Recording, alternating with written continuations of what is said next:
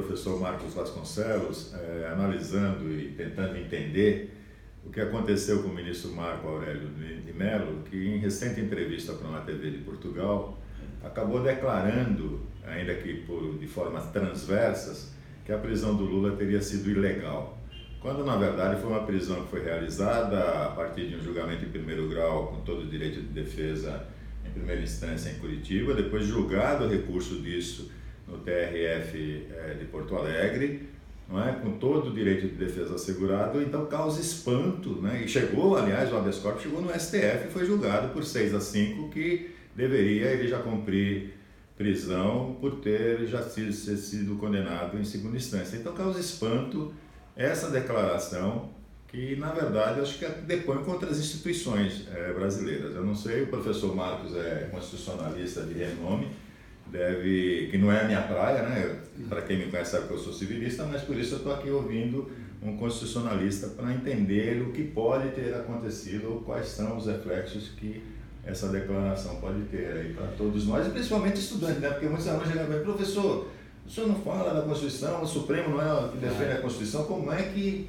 o Supremo... Né?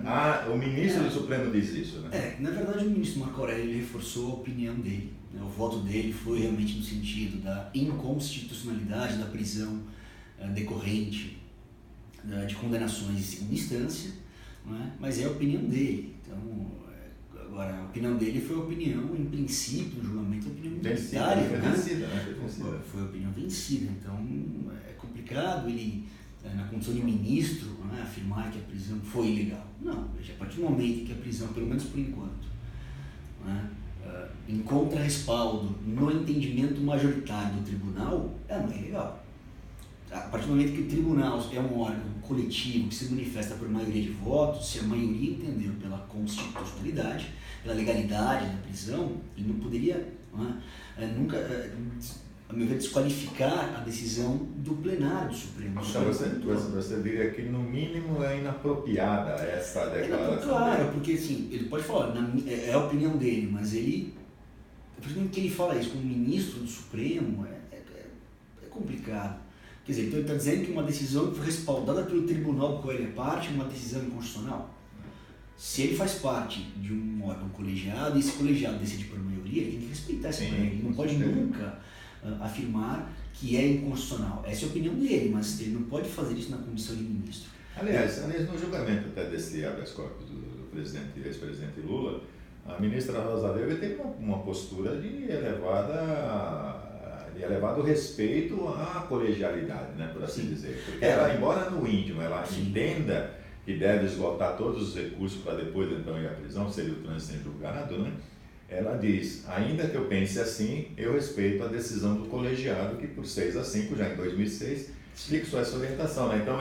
Então ela demonstra grandeza, digamos assim. O habeas corpus naquele momento era para analisar a questão da prisão especificamente. A partir do momento em que o Supremo está analisando um caso concreto, ela julgou pelo princípio da colegialidade, tendo em vista que já existia uma decisão anterior do Supremo. E o que estava em pauta ali não era mudar esse entendimento ou não mudar esse entendimento. Simplesmente aplicar ou não. Para isso teria que ter uma ação específica. Claro, teria que ter um julgamento específico para mudar esse precedente. Porque o precedente até o momento é pela constitucionalidade da prisão decorrente de julgamento de circunstância, dessa execução provisória. Então, e aí você diria assim como eu como cidadão posso dizer, pouco importa se eu acho ou não que deve se esgotar todos os recursos, a realidade hoje é que o Supremo tem uma posição. Claro. E essa posição é, condenado de segunda instância vai para a cadeia. Sim. Então, ainda que eu como cidadão, como ministro, deveria me pautar por respeitar essa decisão. Sim, eu jamais poderia afirmar que há inconstitucionalidade se o tribunal do qual ele é parte se manifestou nesse sentido, dizendo que é um contrassenso. Tudo bem, a questão realmente é discutível, existe sim isso que o Supremo pode mudar de entendimento, mas não mudou ainda. Então é complicado o ministro, né, fazer uma afirmação desse tipo, porque realmente é uma questão discutível. Alguns entendem que o artigo 5º tem que ser levado de forma literal, outros entendem que não. Até o placar, né, 6-5, indica que realmente a matéria é controversa. Ele não deveria ter feito. Mas você deve obediência ao colegiado. Ele tem que respeitar a maioria, ele tem que respeitar, ele não pode nunca, né, afirmar assim que é inconstitucional. Se é a opinião dele e não é a opinião da maioria. Então, eu às vezes até fico, muitas vezes tenho dito aí em palestras, tudo que a gente tem que respeitar as instituições, independentemente dos homens que a compõem. Então, a gente tem que respeitar a Câmara dos Deputados, independentemente se a Câmara está contaminada por um monte de deputados, digamos, corruptos, enfim, tudo. Nós temos que respeitar o Senado, a Presidência da República, independentemente de quem está ocupando, seja Dilma, seja Temer, seja Lula, você tem que respeitar as instituições.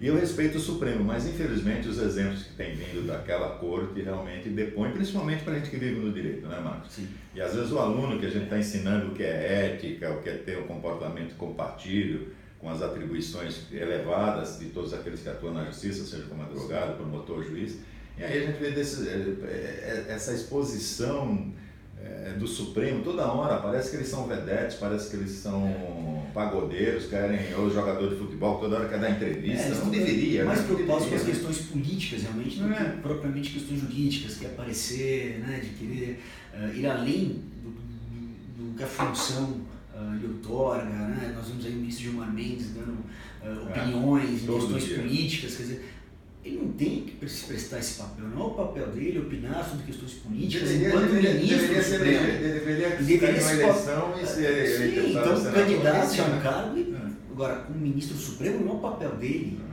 fazer esse tipo de manifestação, se posicionar politicamente. Não é, até porque o judiciário, a gente sabe disso, ensina para os alunos, ele tem que ser um poder inerte. Sim, o judiciário, o juiz se manifesta nos autos, claro, não através do microfone, ou jornal, ou entrevista de rádio e TV, né? Bom, gente, é isso aí, é a opinião modesta nossa. Espero que a gente possa ter ajudado a explicar um pouco ou a vocês compreenderem um pouco o que é que aconteceu. Ok? Um abraço. Um abraço, gente. Obrigado. Tchau.